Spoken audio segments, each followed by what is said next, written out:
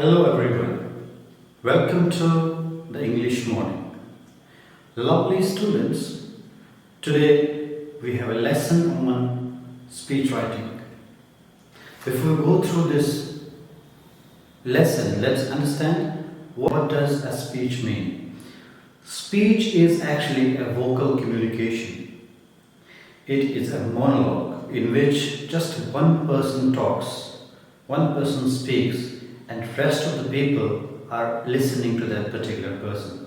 So monologue is actually a one-sided talk. Okay, so it is either delivered or it is written.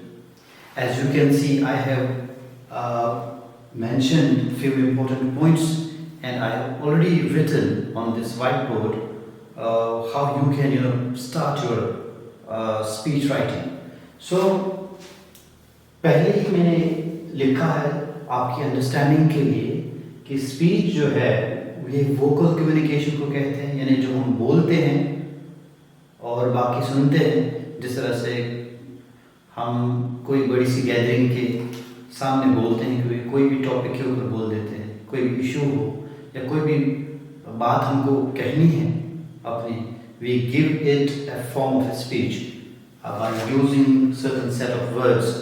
तो बाकी लोग सुनते हैं, हम बोलते हैं, उसको स्पीच कहते हैं।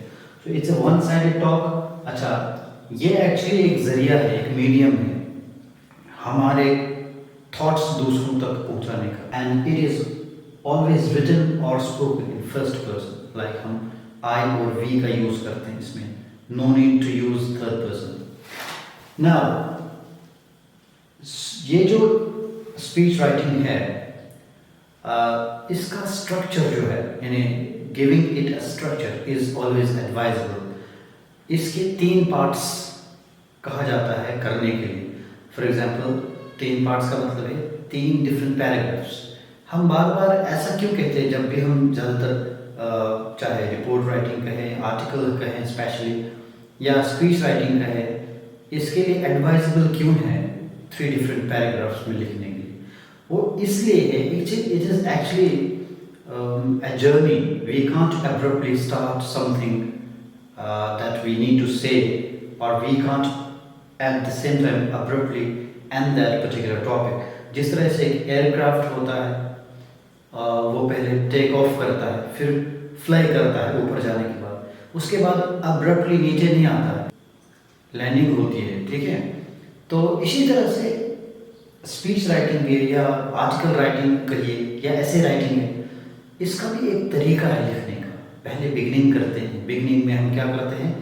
इंट्रोडक्शन करते हैं, इंट्रोड्यूस करते हैं अपने आप को when it comes to speech writing. तो या तो इंट्रोड्यूस टॉपिक को किया जाता है, उसके बाद इंट्रोडक्शन के बाद बॉडी लिखी जाती है, जिसमें हम जो डिस्क्राइब करते हैं उस टॉपिक को इन अ डिटेल्ड वे, और तो उसके बाद conclude करते हैं। So this is the way how you can write a speech. Now comes to important point. Speech या तो deliver होता है या तो लिखा जाता है। अगर for example आपको क्वेश्चन में कहा जाए कि prepare a speech for your morning assembly in the school, तो इसका मतलब आपको ये डिलीवर करना है। तो डिलीवर जिस तरह हम करते हैं स्पीच को, उसी अंदाज से लिखना भी है।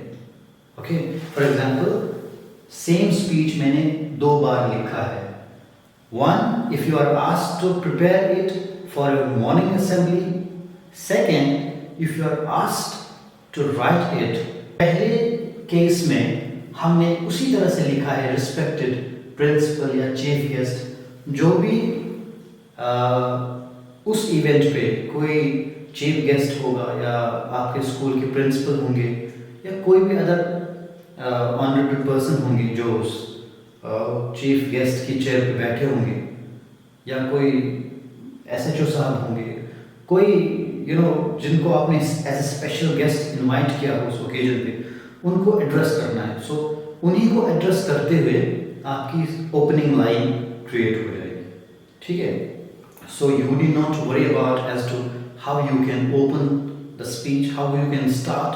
Your opening line will be always like respected principal या respected chief guest, etc., dear teachers or dignitaries and friends, then greetings का मतलब उसके बाद आप according to the time उनको wish करेंगे, good morning या good afternoon या good evening, जैसे भी time suitable होगा आप उसी के according उन सारे guests को प्लस उन सारे लोगों को, उन सारे बच्चों को जिनको आप स्पीच डिलीवर करने जा रहे हैं उनको ग्रीट करेंगे, ठीक। सो ये आपका ओपनिंग है। उसके बाद अपने आप को आप इंट्रोड्यूस कराएंगे that I am mister dash and dash जो भी, and today I am going to talk on this topic. Okay, तो ये आपका इंट्रोडक्शन भी हो गया, आपके टॉपिक का भी इंट्रोडक्शन हो गया। आप उस ट्रैक से हटेंगे नहीं, टॉपिक को ही हमेशा डिस्कस करेंगे थ्रू आउट द स्पीच, ठीक है। पूरा जब आप उस पर बात करेंगे उसके बाद अपनी बातों को समेटेंगे, उसके बाद आप कंक्लूड करेंगे। ओके, कंक्लूजन आप ऐसा लिखेंगे या ऐसा बोलेंगे कि जो कि really the audiences will take a good impression एंड वो आपकी इन बातों को, आपके इस टॉपिक को याद रखेंगे। इस तरह का आपको कंक्लूड करना है, ठीक है। When it comes to the written part, अगर आपको कहा जाए write a speech, तो उसका लिखने का तरीका अलग है, क्योंकि आपको इधर बोला गया था पहले केस में स्पीच को प्रिपेयर करने के लिए फॉर योर मॉर्निंग असेंबली।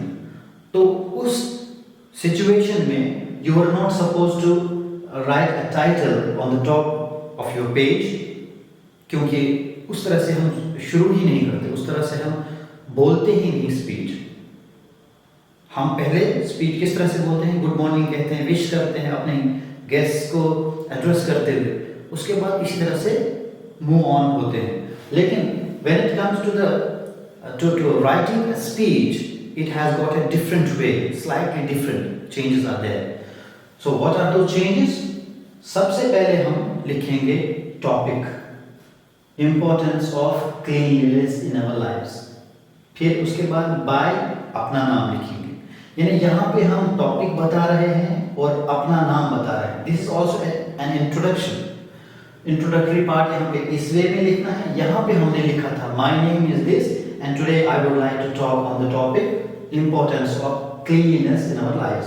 तो टॉपिक सेम ही है, फर्क सिर्फ इतना है यहाँ पे हमको प्रिपेयर करना था मॉर्निंग असेंबली में, मॉर्निंग असेंबली के लिए अपनी स्पीच, इसलिए हमने इस वे में लिखा। यहाँ पे हमको स्पीच लिखने को कहा गया था, इसीलिए हमने इस तरीके से स्पीच लिख ली यहाँ पे। Understood? So there is nothing to get confused about, it is very very simple. So उसके बाद इस सिचुएशन में भी हमने क्या लिखा, इसी टॉपिक को एक्सप्लेन करते हुए, क्योंकि हमें यहाँ पे लिखने की जरूरत नहीं कि हमारा टॉपिक ये है, हमारा नाम ये है, वो हमने ऑलरेडी लिखा है। टॉपिक का भी इधर टाइटल लिखा है और अपना नाम भी लिखा है, यानी this is the introductory part. अब हमको लिखना है, इस टॉपिक को थोड़ा इंट्रोड्यूस करना है। तो हमेशा जब आप किसी टॉपिक को इंट्रोड्यूस करें या कंक्लूड करें, कोशिश करें किसी कोटेशन से करें, क्योंकि उसके बाद आपको इजी लग जाता है, फिर उसको यानी उसको एक्सप्लेन आप इजीली कर पाते हैं, क्योंकि आपको एक एज मिलता है, आप सपोर्ट मिलता है। जिस तरह से यहाँ पे किया गया है, cleanliness is next to godliness, ये एक सेइंग है, ठीक है। तो इसी तरह से इसको बताया गया is an old saying, very appropriate and logical. उसके बाद taking a bath every day in the morning is considered a good start of the day. Lack of cleanliness is an open invitation to diseases. So ये मुख्तसर सा यानी limited जो introduction हमने लिखा है यहाँ, उसके बाद हम इसको एक्सप्लेन करेंगे इन detailed way in the next paragraph. तो नेक्स्ट पैराग्राफ जो है पैरा नंबर 2, उसमें बॉडी लिखी जाएगी, और last but not the least paragraph number 3 will be regarding the conclusion, उसमें हम कंक्लूजन लिखेंगे इसका, ठीक है। तो कंक्लूजन लिखने के बाद जिस तरह हमने लिखा है, कंक्लूजन में भी इसको लिखा है, we must not forget that a healthy mind resides in a healthy body. या ये आप लिख सकते हैं, we should always remember that a sound body keeps sound mind. तो आप इसी तरह के ये जो स्टेटमेंट्स ऐसे सेंटेंसेस हैं, जब आप ऐसे लिखते हैं for your readers, so that way your readers are able to remember the last point, and by doing that उनको आपका पूरा आपकी पूरी लिखी हुई स्पीच याद रह जाती है.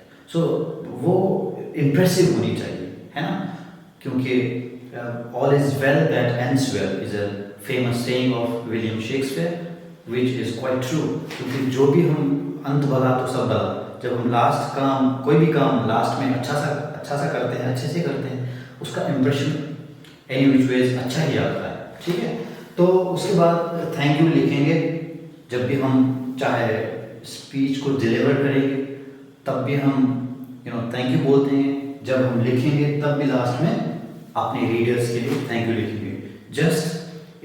just it's an act of courtesy, so that's why we are supposed to write it. अच्छा, one more important thing that we should always keep in mind, that we are not supposed to exceed the word limit. ठीक है, word limit का खास ख्याल रखना है. Word limit, for example, if we are asked to write it in about 120 to 150 words, then it has to be within that word limit. वो चल जाएगा, अगर 150 के बजाय 155 भी हो जाएगा, चल जाएगा. बट नॉट दैट 150 के बजाय हम 200-250 वर्ड्स में लिख रहे हैं speech. That would be wrong. Number 1. Number 2, हमें टॉपिक को ही फोकस करके हर सेंटेंस लिखना है, भटकना नहीं है टॉपिक से. ठीक है, so that's all about this speech writing. Thank you for watching and let's call it a day. We will meet soon in the next video with a different topic. Till then, keep watching